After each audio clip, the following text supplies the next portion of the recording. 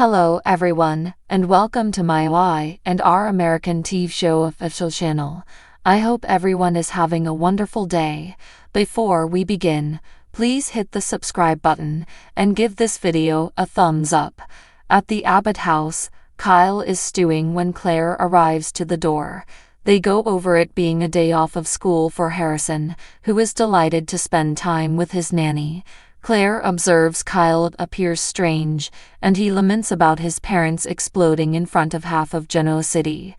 Claire realizes it must have been terrible for him to see. Kyle wishes he could forget everything occurred.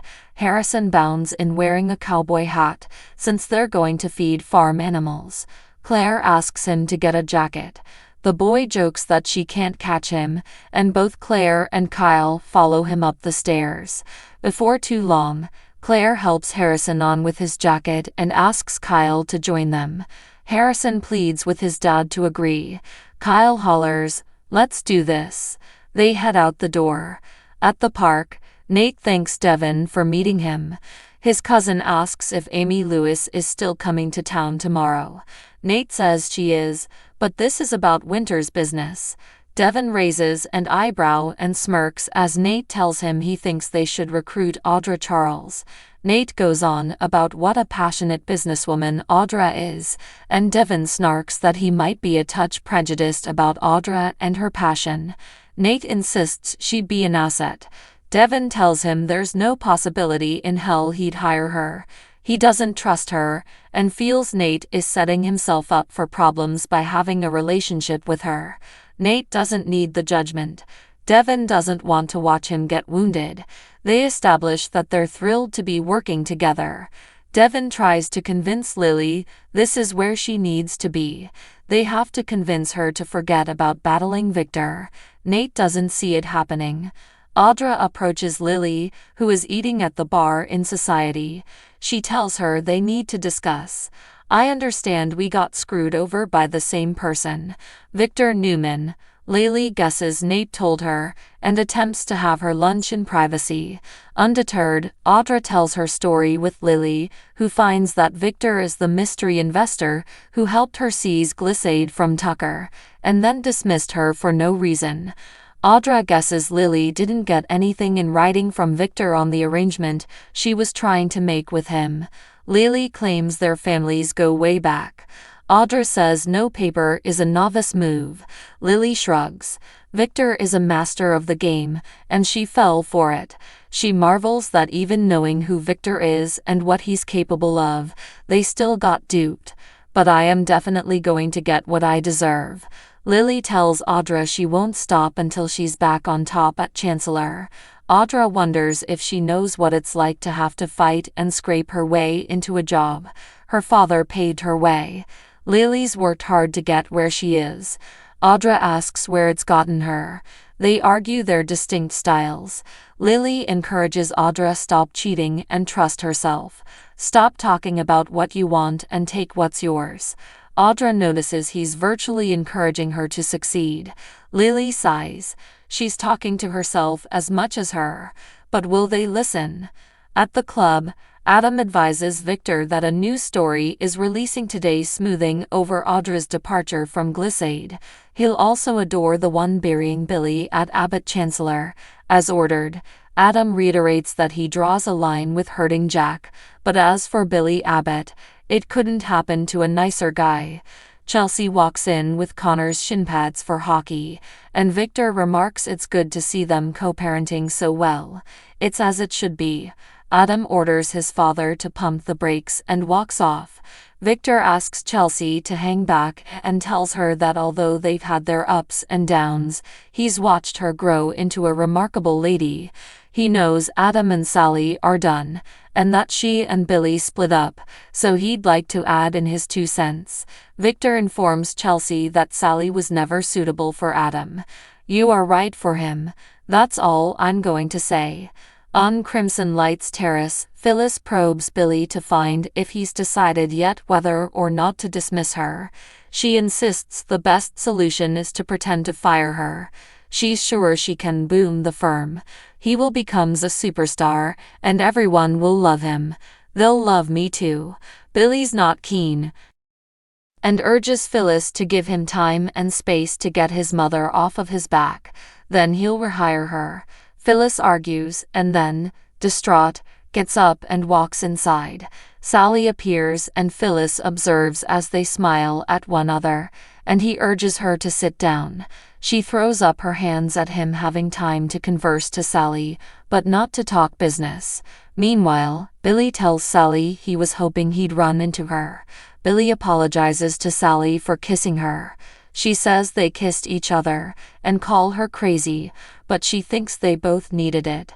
They may even have both liked it, but it wasn't for the proper reasons. Billy thanks her for not being insulted. Sally shrugs that it could have been much worse. They could have slipped right into bed together. Sally confides that her acquaintance did mention rebound vengeance sex as a pro, but in the end, everything comes back to bite you. She's not interested in making more mistakes. Billy says, agreed. She asks about Abbott Chancellor. Billy tells her about his mom ripping into him because she doesn't comprehend what he's trying to achieve. Sally encourages he just do it. Anyone would be crazy not to have complete faith in you. Billy tells her she's a lone voice and thanks her. They toast as Phyllis looks on. At society, Lily tells Audra, "This has been interesting," as Nate steps in. He remarks on the unexpected lunch duo.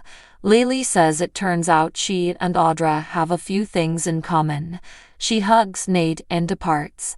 Nate asks Audra what that was about. Audra says job prospects. She's outraged to hear that he spoke to Devin about a post for her. She warned him if he tried to aid her they would be done. Nate stops her from leaving and assures her she'd be a big asset to Winters. There's nothing charitable about that. In the park, Victor crosses paths with Devin. They discuss about the wedding, and Devin asks him how he pretends like everything is great when he used his sister and screwed her over. Victor would like Lily to forget about Chancellor and join Devin at Winters. It's what their father would desire. He'll try to talk her into it, and hopes Devin would help. At the club, Adam apologizes to Chelsea for Victor.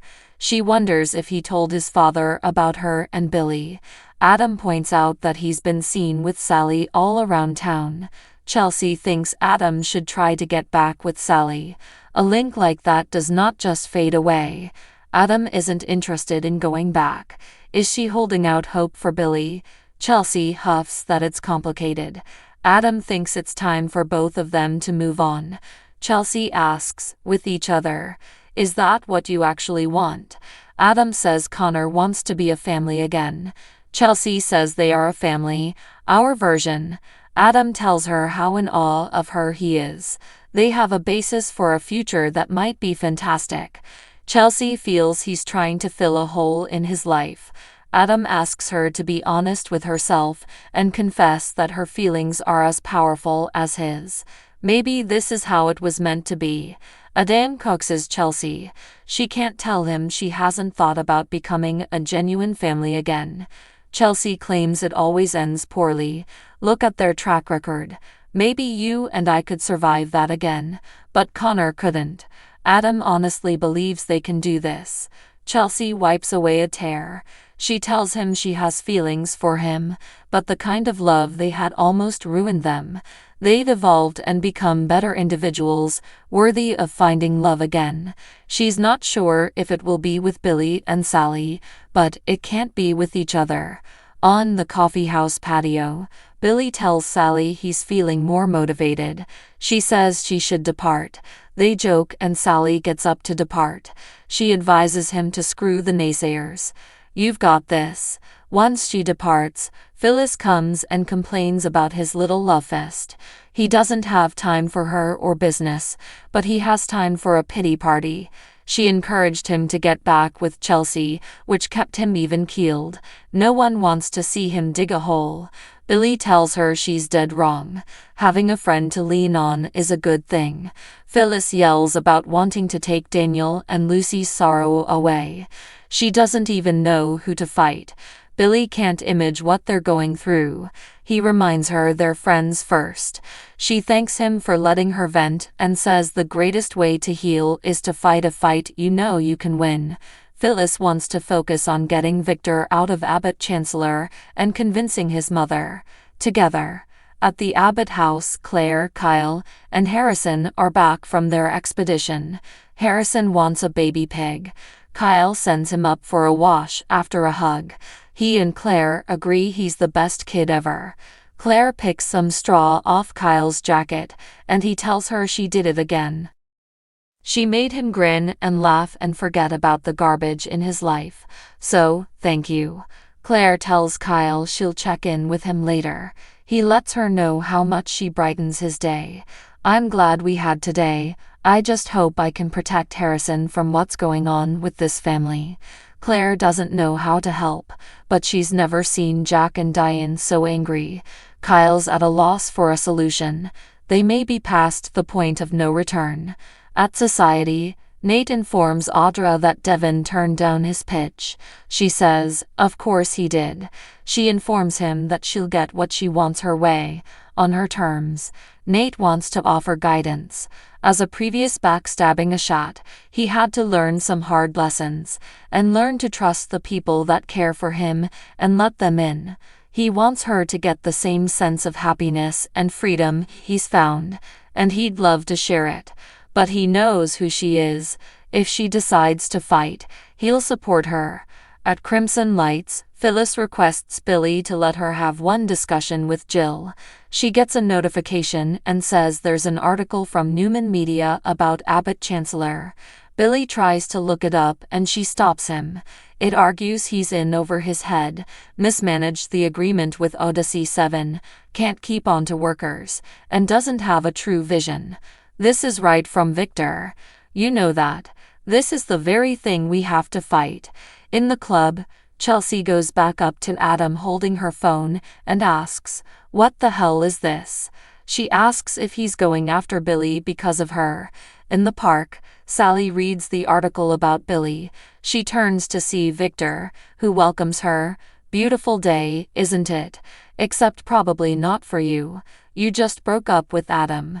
Hopefully for the last time." Sally informs him after the hatchet job Adam performed on Billy, she's pleased he's out of her life. In the jazz lounge, Lily reveals Devin the smear campaign Newman Media ran on Billy. Devin questions her not being delighted about it. She doesn't know whether to be happy or pissed off. In Society, Audra tells Nate she'll fight. She didn't come all this way to lose to a trust fund baby like Kyle Abbott. Taking him down will be the finest part. At the Abbott mansion, Kyle tells Claire he doesn't know how they got here. "Maybe I do, I just don't know how to handle it. His father has always been his example and has protected him. Until," Claire says, "until he didn't." Kyle never envisioned their shoving him out of Abbott and turning it around to make him look like the bad guy. When his mother tells him he's failed as a son and his father says he's a disappointment, it stings like hell. Kyle figured if he could get away from them, he could find a way to recover. But yesterday night ancient wounds were burst open. To witness them turn on each other, so cruel, my family. The affection that we have always had. If it's not there, what else is there? Claire pulls him into an embrace. So what do you guys think about this update? Let me know in the comment below. And if you like my videos, please press like and subscribe for more. I will see you guys next time.